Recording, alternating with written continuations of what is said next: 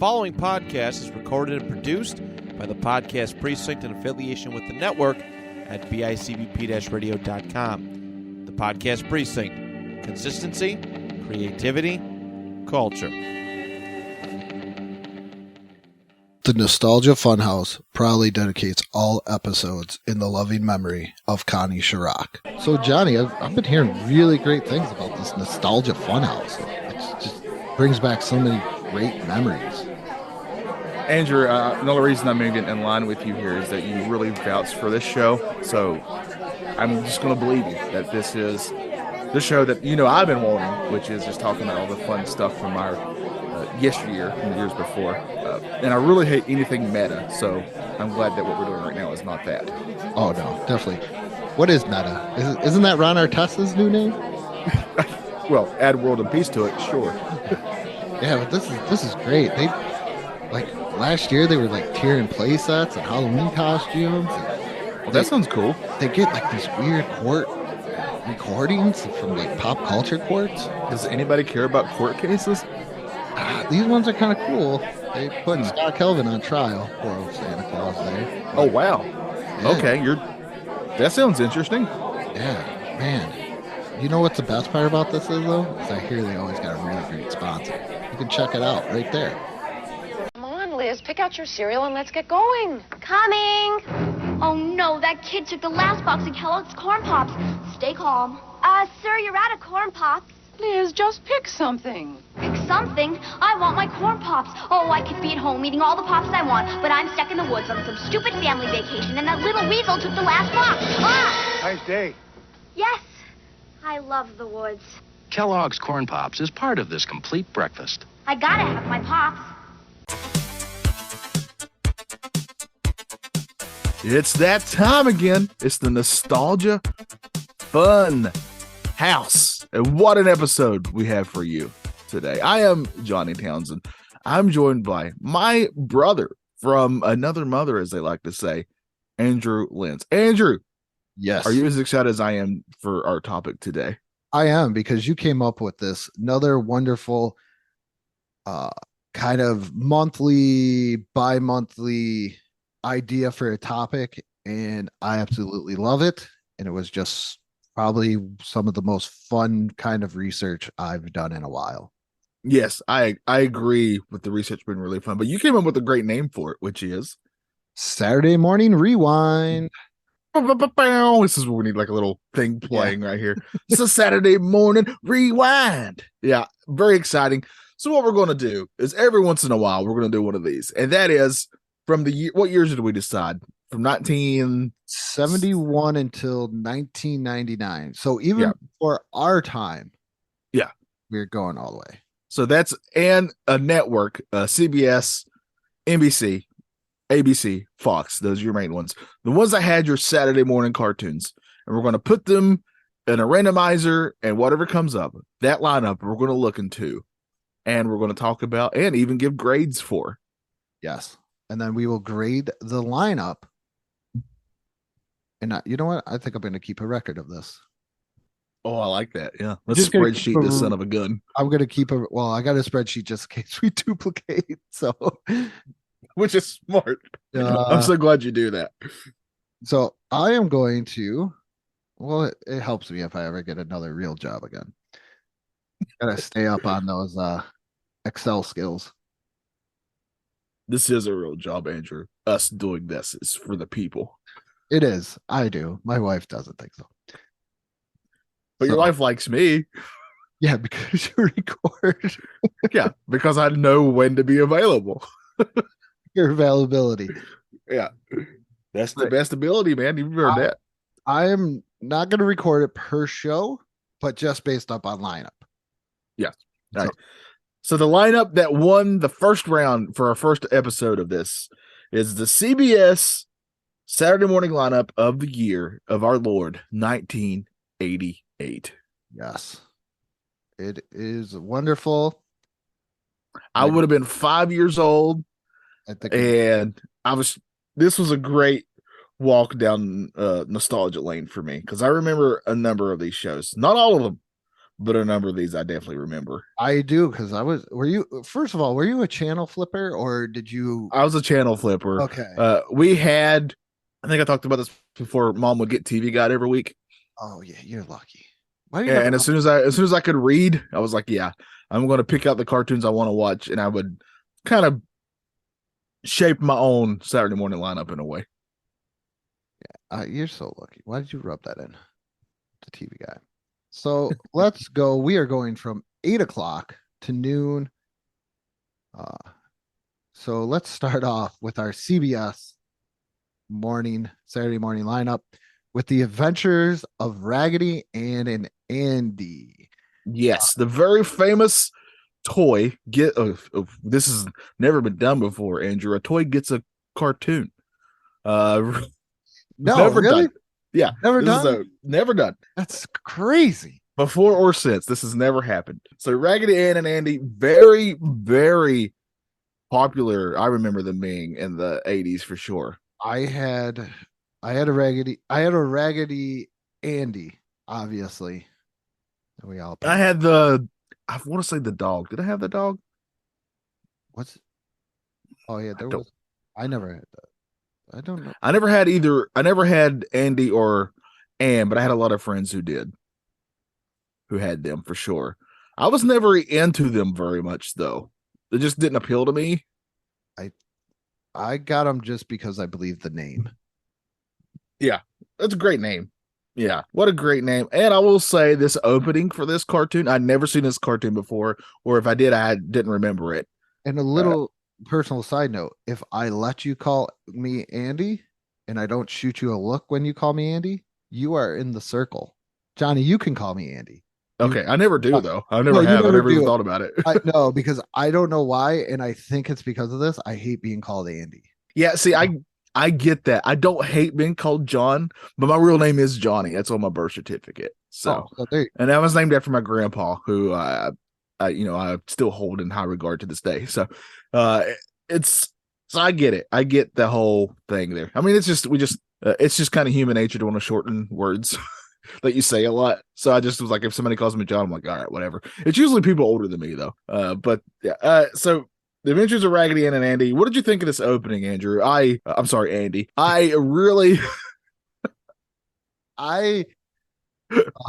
First of all, the opening wasn't bad.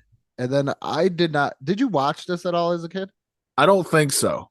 I remember it, but I did not watch it. Yeah. I mean, I was your typical little boy. I was a 5-year-old boy. This would not be something that I would like if you said, "Hey, do you want to watch the cartoon of Raggedy Ann and Andy?" I don't think I would be like, "Yeah."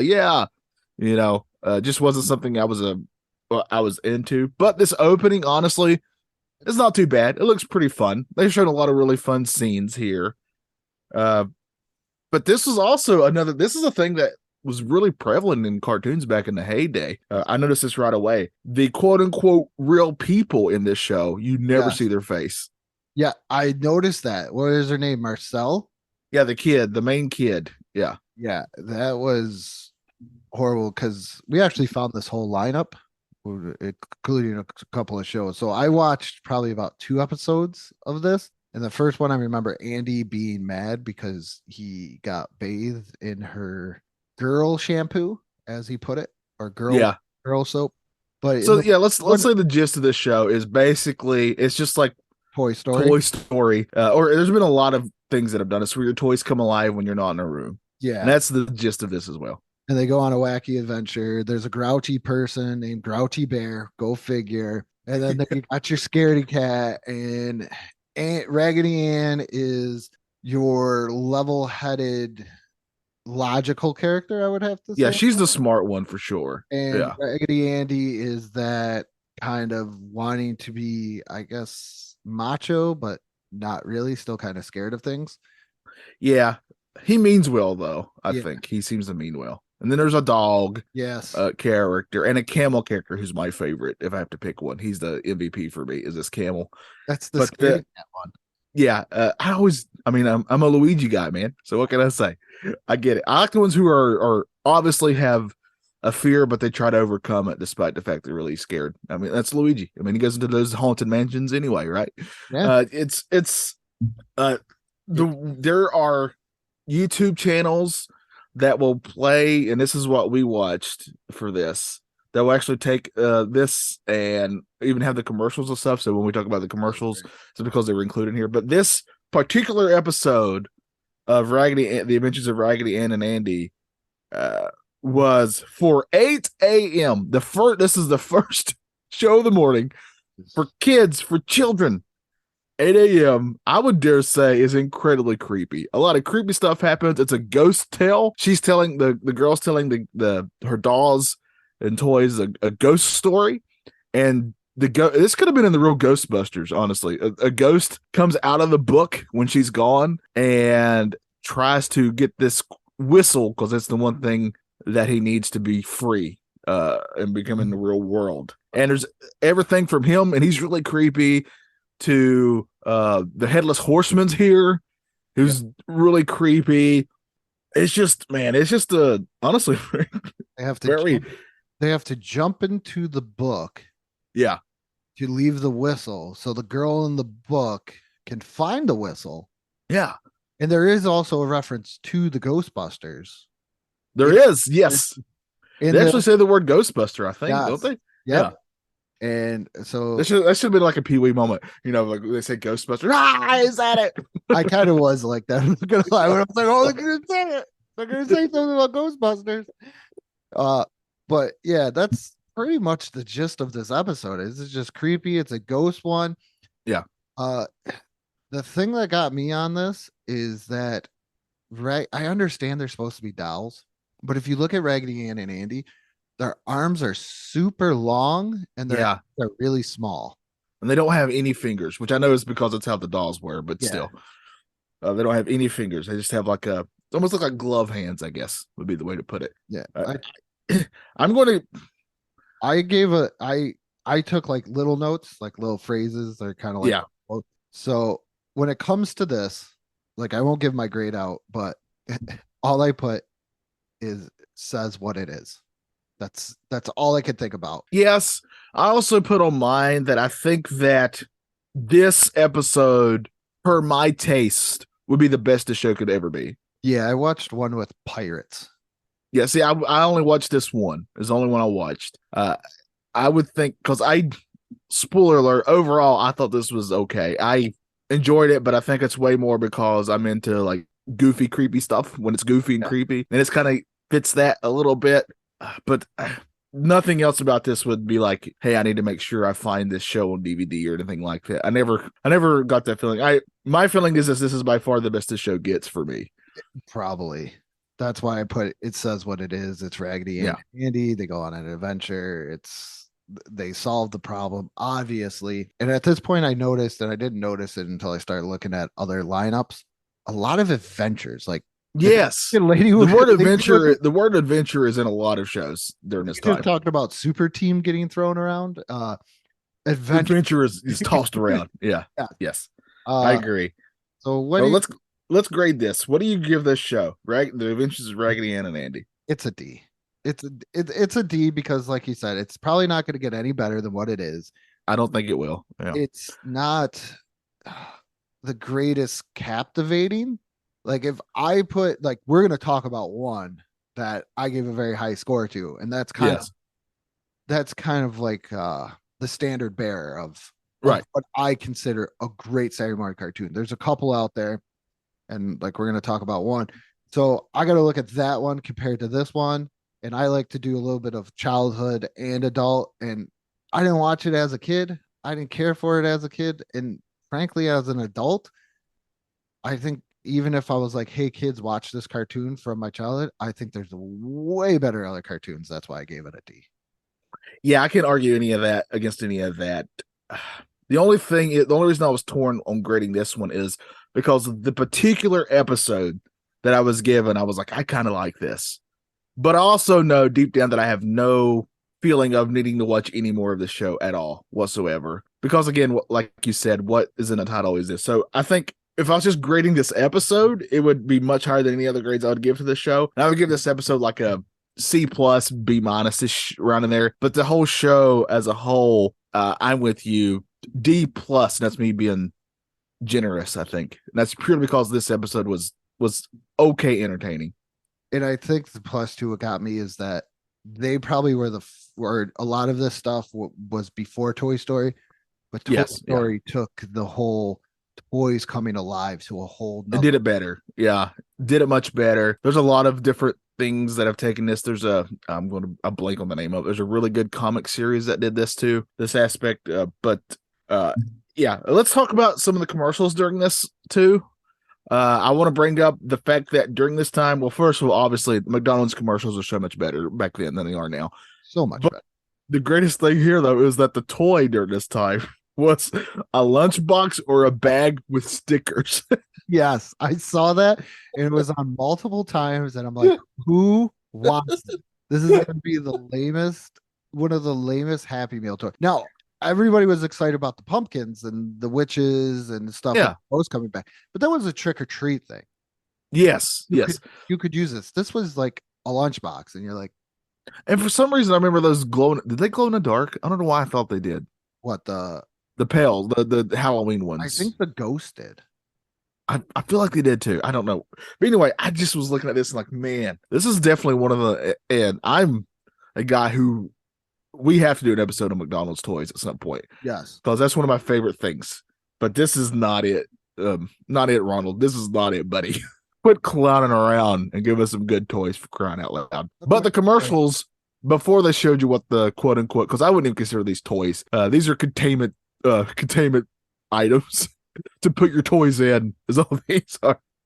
So, I think the ghost actually did glow in the dark at one point. I feel like it had to have, right? Yeah, the older. But yeah, so so that was really fun. And the other thing that I had written down here for the commercials is. And this is a recurring theme of not just McDonald's talking about the extra thing you could get if you got their food, but that was a recurring thing with a lot of things. We'll talk about cereal later on. Yeah. But even Pop-Tarts, the good old Pop-Tarts, which I have on good on 30, are everything. Pop-Tarts I want a pair of these binoculars. I think that was just such a great way for you to get your parents to buy you it, or you wanted it. Yeah. Because of that. And I mean, we did talk about this briefly. I'm not going to get into what I said, but commercials back then, it seemed more entertaining and fun than what it is today. Yeah. It seemed more enjoyable than you didn't have to explain. I feel like some of these commercials, like they go over my kid's head because of the manner that they're in, but yeah, those ones were like straight to the point. Here's my product. It's super cool. Buy it. Yeah. And that's what we kind of wanted. And it's still 1988. Yes. All right. So the next show would be Superman. 8:30.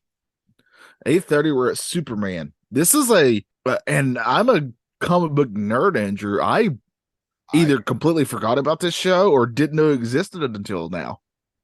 I thought it was like the 1950s Superman cartoon. Yeah, but no, this is one from 1988. It actually debuted this year of that year. Do you know how long it lasted? I have no idea. Season. This is what I was thinking. Had to be right. Very, very hard to find to watch.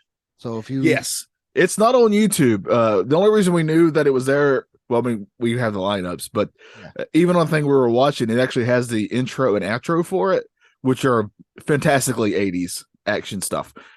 My favorite part is Superman making sure that we all know that he's doing things for the American way.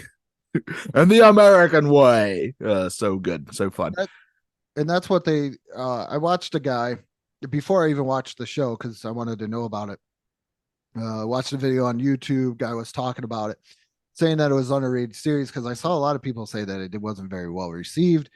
And then he started talking about it. And I think the best way to put this is that it is the perfect mix of, say, the 1950s Superman TV show with the late 70s, early 80s Christopher Reeves and George Reeves, that TV show movie combined, which it is. And I thought it was rather good. The only thing I did not like is the voice of Lex Luthor, because that was also the voice of Duke Yeah.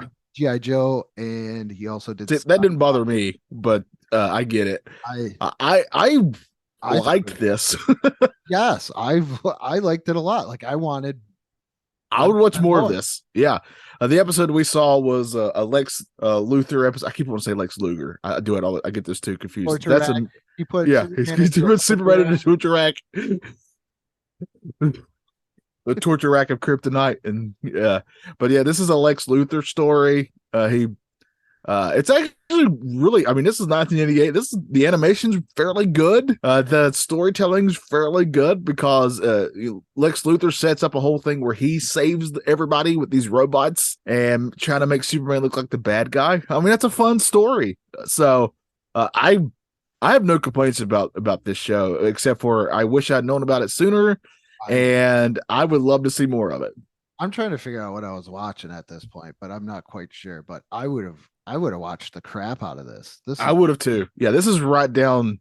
I mean, heck, it's down my wheelhouse now. But especially 5-year-old Johnny would have ate this up. Yeah, I didn't even put anything, but I think what I mean by it, or what that guy said, is exactly true, and I stand by that too. That it's a great mix of that older TV show and the Superman movies. Yeah, I grading it. I gave it an A. I was in the B+ to A area myself. I gave it a B+, but with a little asterisk of I want to see more of this for sure. Yeah, and at first, I'm not gonna lie, before I even watched it, I think I just put it as like a C because I figured it was just gonna be, because once again I read the wrong things and stuff like that. Even as I'm looking at this lineup right now, it says all new but not very good, which I thought it was. And I think the best part about it, which got me, is I liked the Kent family album that they do at the end of the show, yes, shows the childhood of Superman. So it was kind of cool. And this was a debut, and also this was the debut of the Adventures of Raggedy Ann and Andy. So if it's wow, we got a lot of debuts. I think the Ernest one too, which we'll get to later. This is also the first year for it.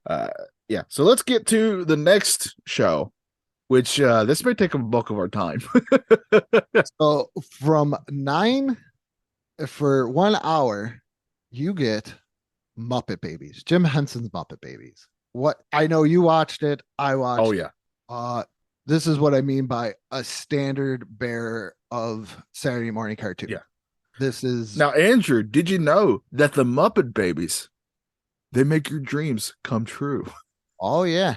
They did, because they did the wonderful, fantastic Star Wars episode, and you got to think at that point, Star Wars is kind of dying in a way.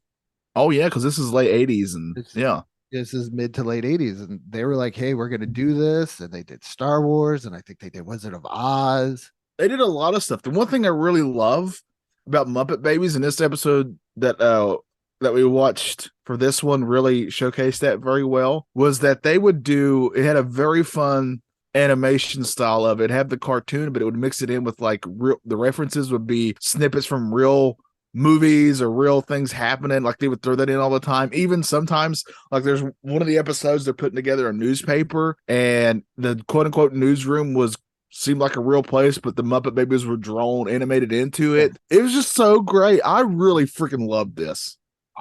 All of it, like even the second episode where they're all going, "Hey, we're gonna make music," and Gonzo does, he brings out the rocks, and then all of a sudden he goes, "Wait a minute, I can't do anything. I don't have any rolls." And then the rolls come out and they make a song, and Skeeter makes, a song on his computer, but they have to go inside of the computer. And this is late 80s once again. Who knows what's inside of a computer at that point? They're gonna put anything in. I mean, what fun is this, right? I mean, this is just the I mean, I already like the Muppets to start with. Like, I'm a huge Muppets nerd, but this is just even more. I was watching this just brought back so many memories from the theme song on to when I first heard the voices and the way they sounded. It was all flooding back to me. I was a big Gonzo kid when I at this time. He was my favorite, but now Fozzie's my favorite as an adult. But Gonzo was also, and he's probably my second. No, man, I love the Holy Trinity there. It's Piggy had some really great moments in here too. Like her movie review was really funny. Yeah, where she was reviewing what was it? That very famous play. Oh crap! Oh God, he's in the mask. He plays that organ. What is he? Oh, Phantom of the Opera. Opera. Yeah, she reviews that, but she like mixes in a lot of other different stuff with it. There's a lot of really good humor here that I think this is one of those shows that I would say that is obviously made for kids, but adults can watch it and get stuff out of it. I think it stands the test of time when it Agreed. when it comes to anything. And Johnny, I don't mean to toot my own horn or to brag, but you're looking at a guy that went to go see Muppet Babies live as a kid. I didn't even know about this thing. What was it? Tell me, please. What is Muppet Babies Live? It's like a stage performance, and they're all dressed up. People are dressed up as the Muppet Babies, and they do a whole like. Did you know that there was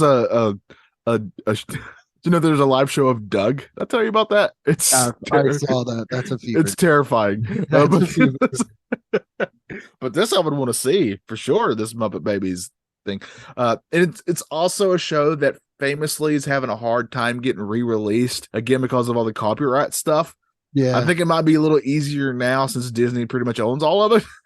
But I know it's just really difficult for them to get a release on. Well, definitely anything physical. I know that Disney Plus kind of relaunched it, did a reboot of it. I haven't watched any of that, so I don't know if it's any good or not. I watched it. Does it have any of the same feels of this? Not really. It seems more like an early childhood education show than safe. Oh man, like it's safe for like what we're talking about, all ages, like the other one. Like yeah, you can get a reference no matter how old you are. Yeah. And I don't get that feel because they play it like during like what is it called? I knew it as Playhouse Disney. I think it's Disney Junior now or something. Oh like yeah. But kind of meant for toddlers and such. Yeah, it's computer or computer generated animation. Yeah, oh, man. You're an actual like artist, and I'm just an animation lover. And like you said, I think it takes away when you do that from what they did, like what you said with like the newsroom or them going into it makes it stand out way more. Movies or scenes or anything of nature. And then the way that they come out of that scene and then all of a sudden they're back in the nursery. Yeah. And this show is not doing anything new when it comes to like going in like these characters' imaginations being a big part of the show. A lot of shows did that, but this one kind of did it differently. I think than the other ones did for sure. This will be I absolutely adore this show. I am so sad that I could never find this on physical release because I would have bought this hands down. This is one of my favorites as a kid for sure. And now this show is this is one of the shows when I was thinking about when I came up with this idea. This is definitely one of the linchpins of it. I can't wait to see this. Yeah, it's just if you had an imagination as a kid and a wild imagination, this show was perfect. Yeah. Yes. Perfect because the imaginations of each one of them, it's Skeeter going to the baseball game to do the reporting and, I mean, Gonzo is going to Mars, looking for aliens. It's just, and it fits each one of their personalities. And like you said, you can't really pick your favorite, but you can pick one that's closely to your personality and what. Yeah.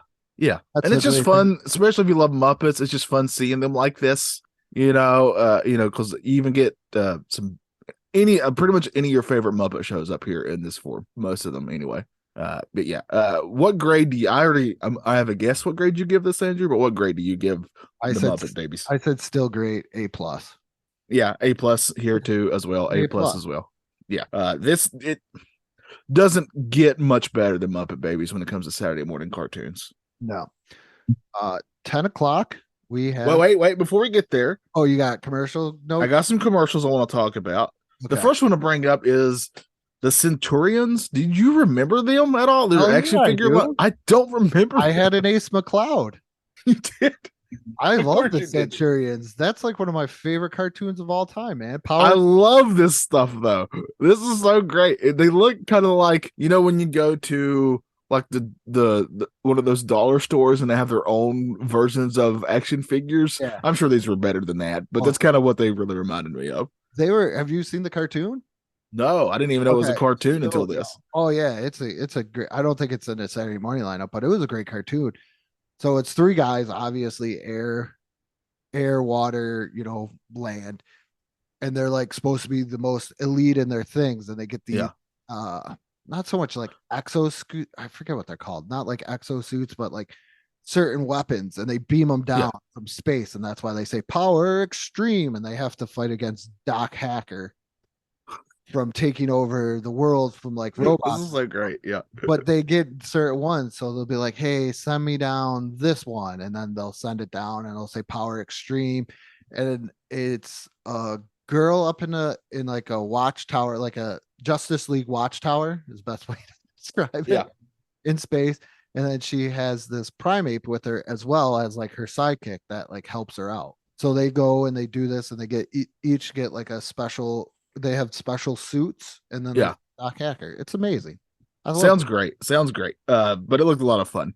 I just didn't Was. remember it at all. It was expensive because you had to buy different, like, because they were I tell you, they sold were bigger. separately. Yeah. I don't think they were like 12, but they were probably about 8 inches. And then Oh, bigger than obviously, yeah. kind of like the Barbie selling concept, or the older GI Joe. We'll sell you the figure, we'll give you like an accessory with it. But say you want this cooler accessory that's more complex. Yeah, you can't mix and match from other stuff. Yeah. Yeah. So I that's got how you. that works. I got you. All right. So what's the next show on this docket here? At 10 o'clock is Pee Wee's Playhouse. I gotta Yes. admit, I'm gonna tell you this right now. I did not watch this. You know why? Because Pee Wee's Playhouse is absolutely amazing, and I've watched every single episode when it was on Netflix. And I This know is the first time I'd seen it in a while. Obviously, I'd seen it before, but it's been a while since I've seen it. And this, I would say that this CBS lineup as a whole was very creative with some of the shows. Because my favorite scene of this Pee Wee's this episode, it's oddly enough, it was also about making a newspaper. It really was. Like he's making a Pee Wee's Playhouse newspaper, pretty much. Isn't it funny that that was like a thing back then? Like you could get together Yeah. with somebody and be like, let's make a newspaper. And now it's more or less, let's write a blog or do a website, Yeah, do something of that nature, or a podcast. or a Yeah. podcast. Yeah, so that's what the gist of this one is. Pee Wee and his friends are making a newspaper. I'd forgotten how long that intro song is. It feels like it takes forever, but it's also classic. But it's a build up from like that nice Yes, calmness yeah. to like don't. Yeah, I love the first part opening. It's like in claymation type thing. That's really freaking cool. But that's what I like about this show is it's like a bunch of different styles kind of put together here. It's live action because Pee Wee's a live action character, obviously. I mean, I think everybody knows him from his movies. Yes. And he gets this show, and it's certainly a kid's show, but there's a lot of puppets here. There is my favorite scene in this episode is he actually goes into the refrigerator I love to get for the food section, and that's all claymation type thing, and that's just really awesome. I love that. They always play like a random cartoon, an old cartoon they would play. Hey, who played the cartoon though? You're missing out on that. You're missing out on characters. Who played it? The king of cartoons. Who was it? I'm don't blanking know. on the name here. I don't know, because Lawrence Fishburne was Cowboy Curtis. Oh yeah. That's probably who you're thinking of. But the king of cartoons would come in, they play the song to be the king of cartoons, and there'd be kind of like a problem at that point. It'd be like, well, we do this, watch a cartoon, and then they play the old. That's what they did here. Yeah, I remember that part. That's why I didn't. I probably should have watched it, but I didn't because I know the premise. And then you have the secret word of the day, which was always awesome with Conky. I always wanted a Conky toy. Yeah.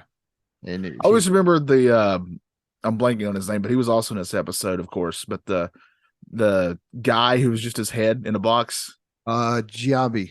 Yes, yeah. I remember him. Yes. I used to love that. And one of the characters shows up on this one is the lady, the most beautiful woman in the world, basically. I'm blanking on her name, but she was in this too. Miss Yvonne. Jeez. Yes. I'm a Pee Wee mark. But the gist of this episode was they're making a newspaper. Randy, of course, throws a wrench in everything, and when Pee Wee's asleep, he kind of changes some stuff in the newspaper and puts some bold-faced lies there. And when everybody gets newspaper the next day, they're all mad. Randy's always doing that. Yeah. I can't. Randy. Yeah. I remember the one time he was bullying Terry the pterodactyl. Yeah. So this had a lot of neat stuff. I know you love it. I also like it, but I think you love it more than I do. I love Pee Wee. I just love everything about this. Like I said, my kids. I think I have to be in the right mood for it. Does that make sense? I think so. I don't think Pee Wee's for every. I think he can be. I think he wears on the senses. Yes, and I'm saying this as a guy who knows that I myself can be considered this, but I think it can be a bit much. Yeah. But again, I recognize that I myself can also be a bit much. It gets a little out of hand at times. Because it's all going at 100 miles per hour the whole time. Yes. Yeah. So that's this. Anything else you want to say before we grade it? No, it's just, I think when it comes down to it, you know what you're going to get every episode. And if you like that type of stuff, then it's amazing. Yeah. So, I mean, mine's easy enough. It's still great. I don't think it's Muppet Baby status, but I gave it an A because I love it. Yeah, it's not Muppet Babies, and there's another show coming up that I'll probably compare to this that I'm going to give a higher grade to. But that's just a personal thing. I will give this. I think this is a very solid B for me. I still like it, but I feel like I have to be in the mood for it. See, that's where we differ. So we're not different too much. I don't hate it. I don't know. I just love it. It's probably like when you say Saturday mornings and talking about that we do now, this and Muppet Babies just stand out to me. Yeah, and another note I had here was, and they played this commercial a lot. Corn Pops is an underrated cereal, Andrew. I don't know if you ever had it as a kid. I had. I did like Corn Pops as a kid. I haven't had it in a long time. I hadn't even thought about Corn Pops in forever, but they played some Corn Pop commercials out the wazoo this morning. I don't think they used the same bag. Oh yeah. Like foil weird bag. Yes, I remember. Yeah, it's like a silverish gray bag. Yeah. I think it's just classic plastic now. Yeah. Just want to warn you before I get a message. They didn't have the bag. But yeah, I just remember thinking, man, they had a lot of fun commercials for stuff that, like for bubble gum, those bubble gum commercials. There was cereal commercials, which we still get today, but they're not near as fun. I know you're not supposed to market towards kids, but I think I've mentioned this before. YouTubers market towards kids all the time. So why can't we just do it now? Yeah. And I'm not saying you should, unless you're going to control YouTube the same way that you control. Yeah. So what we're saying is, if you're a kid listening to this podcast, please stay to the end because we're going to talk about our merch. Yeah. But yeah, so we both like that show. You love it. I would say I like it. Yeah. All right. What's next? 10:30 is Garfield and Friends. All right. I'm a Garfield mark, Andrew. I love Garfield. This is its debut. Oh wow! Isn't this when it first started? That's what it's coming out as. You know what's weird too? If you'd asked me when I thought, because this was a staple for me, this show. I watched this show all the time. If you asked me when the show came out, I would have said like early 90s if I was just guessing. I didn't realize it was already all the way back in 88. Yeah, no, this is its debut season. I thought maybe it started 80, maybe 86. Wow. See, I'm a big Garfield nerd. So this show's right up my alley here. I love Garfield. It ran for a while too. Oh yeah, for a long time. Until 94. That's a wow. Cartoon. That's longer than I would have said. Especially back then, cartoons didn't have that long of a run. I think a lot of these are like one season and done. Yeah, most of them for sure. I love Garfield. Nothing's different here. But I remember as a kid, I would get mad when like I'd get Garfield, and then the next thing I knew, we were going to that farm, with all the barnyard animals and stuff. But they've grown on me since then. But when I was a kid, I was all about Garfield. I think that was a give or take thing. Yeah. anything else than what it was when it came to the barnyard. You came for Garfield, and it does. As a kid, you don't realize it. It says Garfield and Friends, and you're like, Yeah. why am I doing this? But then all of a sudden, you look and you're like, well, now it says it does say Friends, so we Yeah. got to deal with the barn as an adult. But the barn was it was very indifferent. Yes.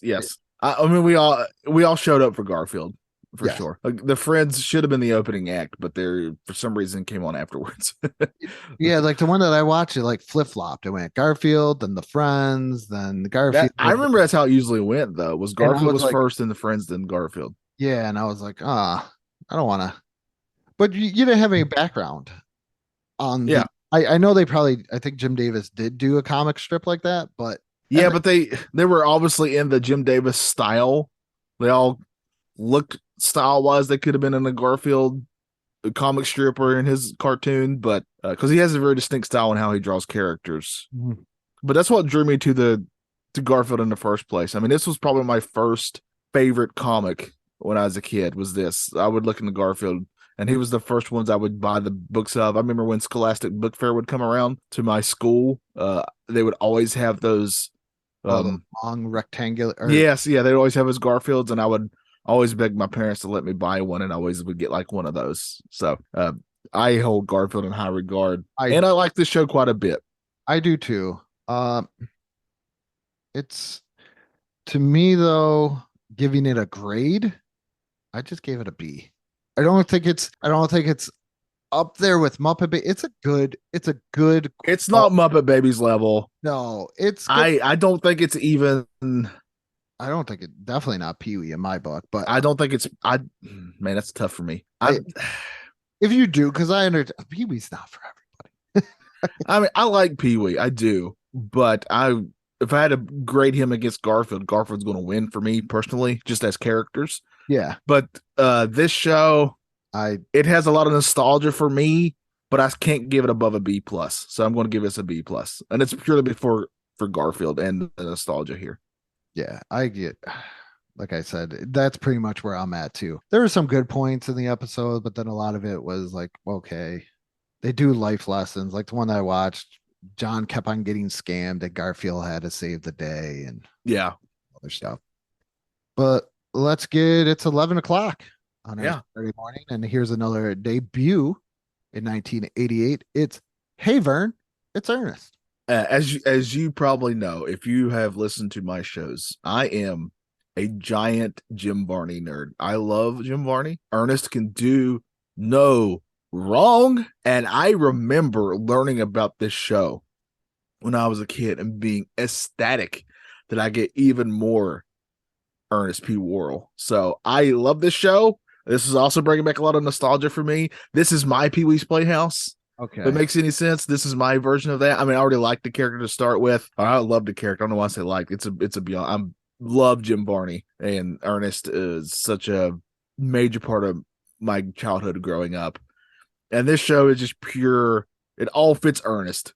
It's in this particular episode, he's trying to earn enough money to buy a dog, Rover. He really wants Rover. This is before Rimshot, I'm assuming. So he really wants Rover, but he's gonna earn $100 to be able to afford Rover. So he opens up his own pet daycare in Vern's house. So there's a lot of great stuff here. At one point, like, he takes in all kinds of animals. He takes in these snakes, and he's got to put these snakes somewhere, and Vern's taking a bath, and he puts them in the bath with her. Which is a great point. Another favorite part was he goes to one of his friends is a barber who cuts hair, and he gets a haircut, and I kept thinking, you're trying to earn $100, aren't you paying for this haircut? And he wants to look like a Broadway tycoon or a Wall Street tycoon. Yeah. Because he's trying to make money, man. He's trying to make that bread. Turn him into? It was a raccoon. Because that was a joke, the running gag there. He would hear him wrong, and he would turn him into something slightly off from what he said. It was a raccoon. It was like a raccoon head with the raccoon tail. And I love the fact that one of my favorite parts was after he was told about it, Ernest ended up not being upset, and he was like, "How do you want to wear your tail?" Got a laugh out of me. I love everything about this. fun. I liked it when they Yeah. did the sound effects. I love the fact that we get to see Bobby and the other guy a lot. That makes me happy. Man, this was so much. I had so much that I love about this. This is literally my version of Pee Wee's Playhouse for you. That's what I was thinking when Yeah. I was watching this, because for me, I said overall it's typical Ernest, and I gave it a B. So I'm pretty sure You already know what my grade's going to be. It's an A+ for me. you knew that was coming. Yeah, this is Muppet Babies level for me personally. This is why CBS, this lineup is very strong. It's got Muppet Babies and Ernest, and I would even throw in Pee Wee as being very good and creative, in Garfield. It has some shows that really take some chances. This is Ernest. Hey Vernon's Ernest was also the only time Jim Varney won an award for something he did. This show actually won an Emmy, I think it did. If I'm thinking correctly. And it only lasted 1 or 2 seasons. It didn't last very long either. One season. How long did Pee Wee last? I know it was more than. I feel like he got 2 or 3 seasons, didn't he? He got like 4. I think he got like 4 or 5. I knew it was more than. Let me see. I know it was more than one for sure. He had a Christmas special too. Oh yeah. Well, That Pee Wee was was very huge. I mean, we need to do an episode just on Pee Wee Herman at some point. Give me an excuse to go back and watch those movies. so amazing. All right. He ran from 86 to 90, so about 4 seasons. Yeah. That's a good run, man. Or they consider, or 5 seasons. They got 5 seasons on here. Until they went to a theater by himself, and then all things changed. Come on. Hey, I mean, who has it? That was one of my hardest moments as a child. So my uncle, His too. yep. Well, my uncle got me a Pee Wee Herman autograph picture. Oh, that's cool. And in first grade, I was student of the month. And one of the things you do is you bring in stuff that says something about you. So of course, I'm bringing my autograph Pee Wee picture, and someone stole it.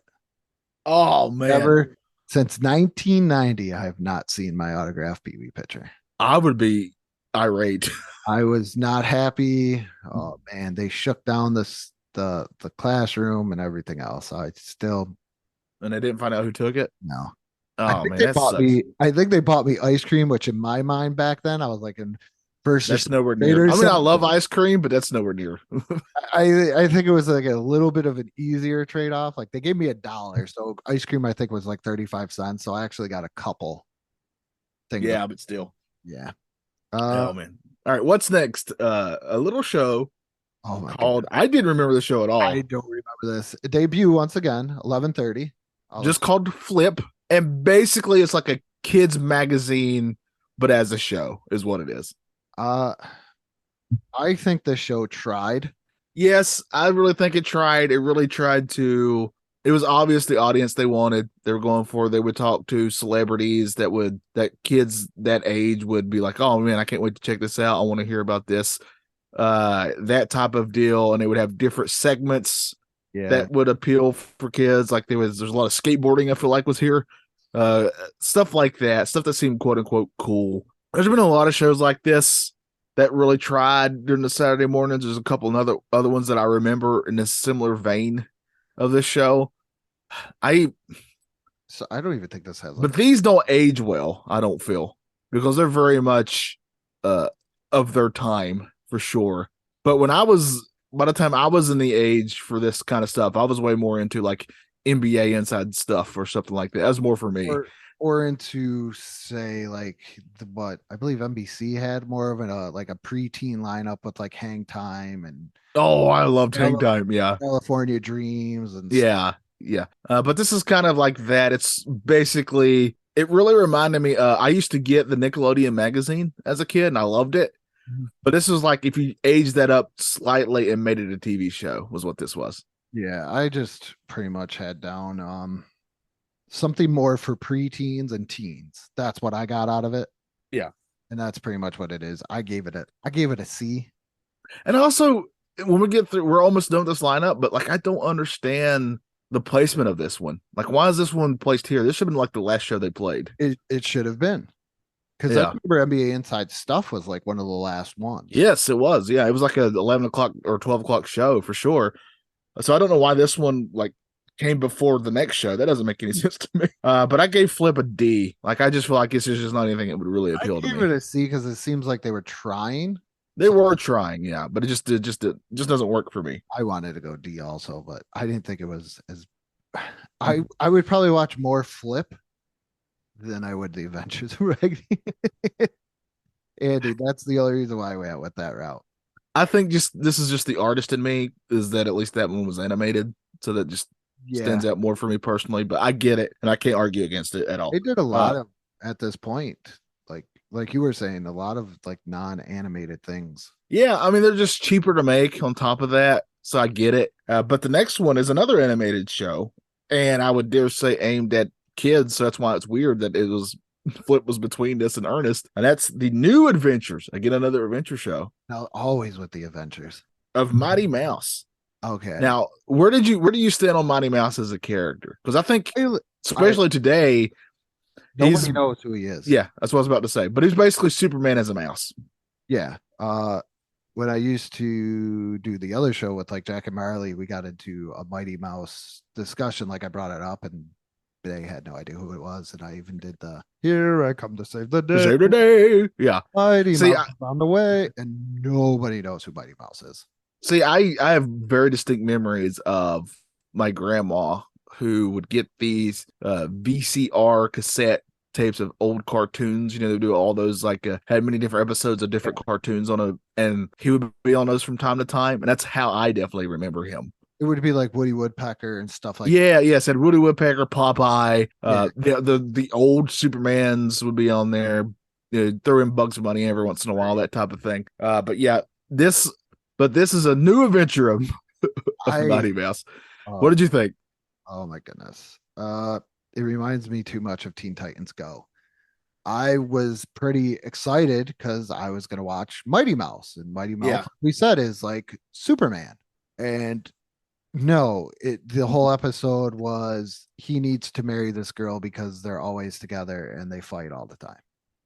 Yeah, they have mutual friends who feel like since they fight so much, that means they're deeply in love and they need to get married. That'd be great. And that's why it reminded me of like Teen Titans Go. Like there was a little bit of them saving somebody, but it wasn't like and that's at the very beginning. What I wanted. It's not what I wanted. All the Mighty Mouse stuff happens at the beginning of it, really. Yeah, and then after because he saves the town from a giant creature, a giant praying mantis that for some reason like shrinks your clothes. I think was kind of the gist of it. Yeah, it was weird. But he sounds so terrible. It was a little. I don't know if they can do that and make some of these jokes today because he sends the creature back. He says he's going to send you to Japan. Yeah, I think that's where he said somewhere like where Godzilla usually is, that type of thing. Yes. But the animation style, this was also the beginning of that type of animation style. I feel, which kind of later went on into it's sort of for me a prelude into just the style, not the show, the animation, the actual style of shows like Nickelodeon Nicktoons, like Ren and Stimpy, that type of thing. It's kind of going that direction. Yeah, and I just don't think you could do it with Mighty Mouse. Like you're thinking, Superman, save the world type stuff.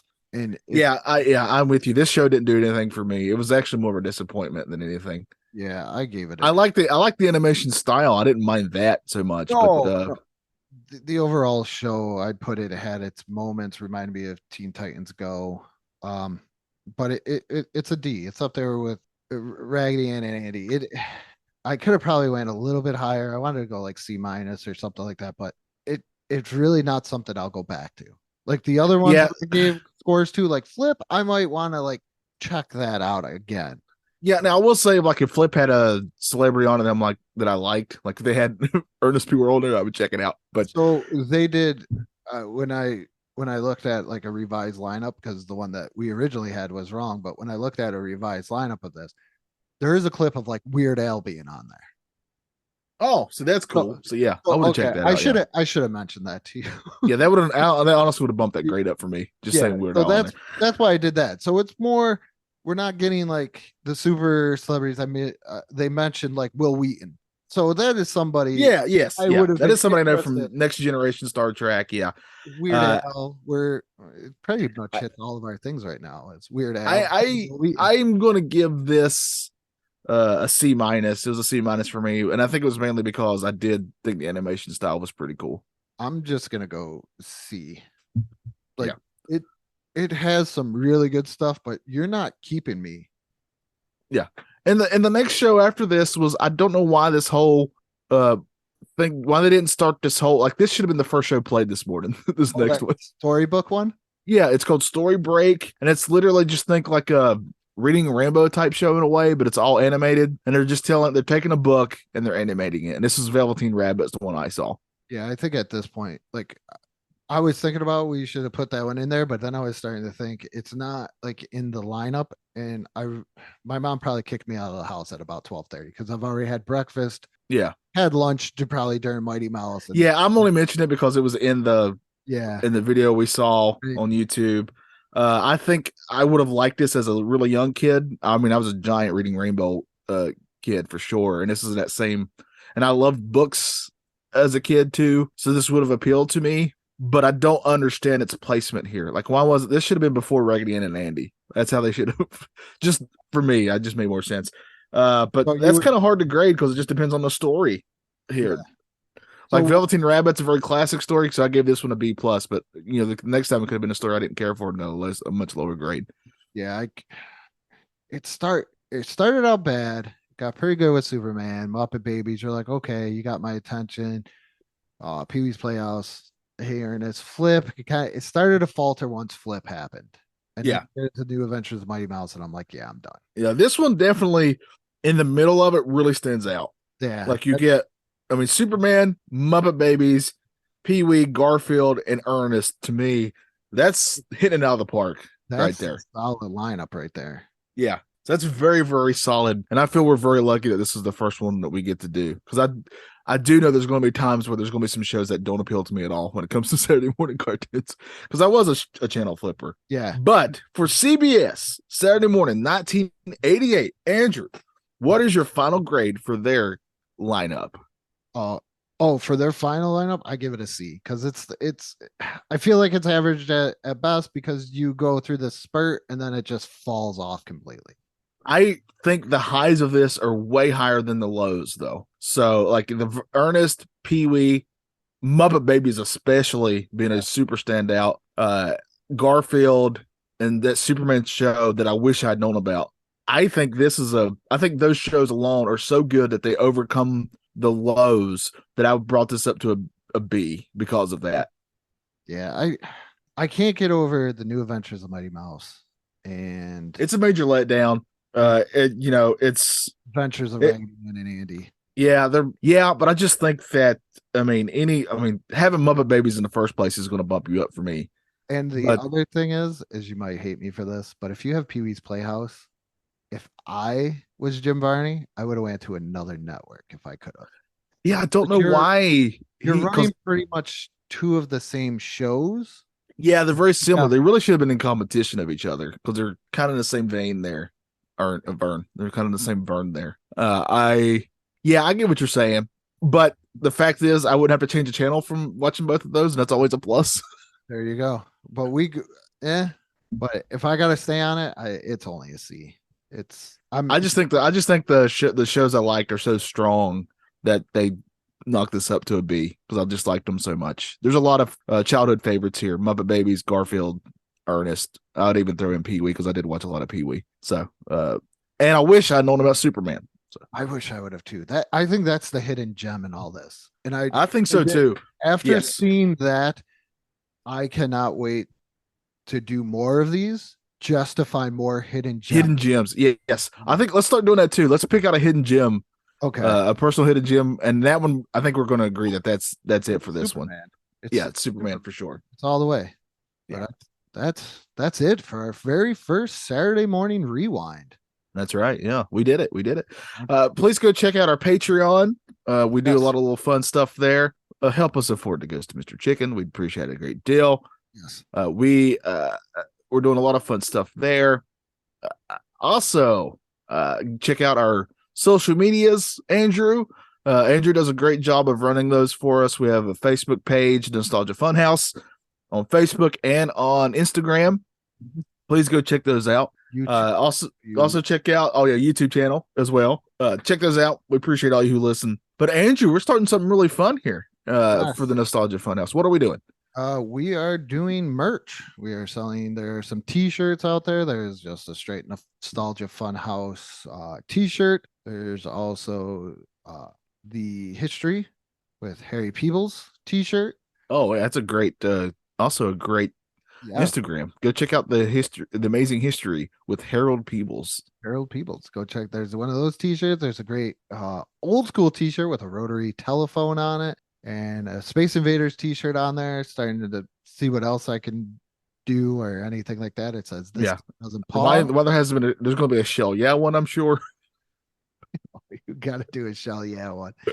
But I am slowly but surely trying to work on it. It is an Etsy store, and I will put the link in the descriptions from now on, and also go check out the Facebook page. I'm going to pin it at the top there as well.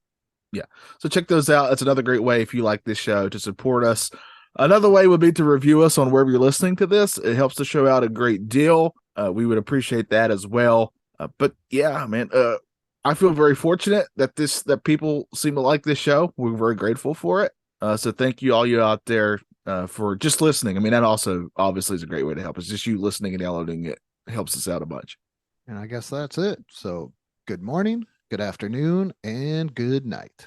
And Muppet Babies, they do indeed make your dreams come true. Andrew, you told me that you were just scrolling through Instagram and you were just getting really bored. You know what I was? It's just that simple scrolling. Didn't really have anything to do. So just scroll all the way through. And then, I don't know, something just hit me that I just want to know more interesting facts about history, in world history and history in America. But I just don't know where to find fun, interesting facts about it. Andrew, you are in such luck, because I just discovered this new Instagram page, and it is called The Amazing History with Harold. So make sure you go check that out on Instagram. This guy, Harold Peebles, is like a historian, apparently, and he will post just these great, he'll take one thing, like the first one that he did was about George Washington, and he'll just tell you all these amazing, obviously completely true, not made up whatsoever for comedic purposes, facts about these different things in history,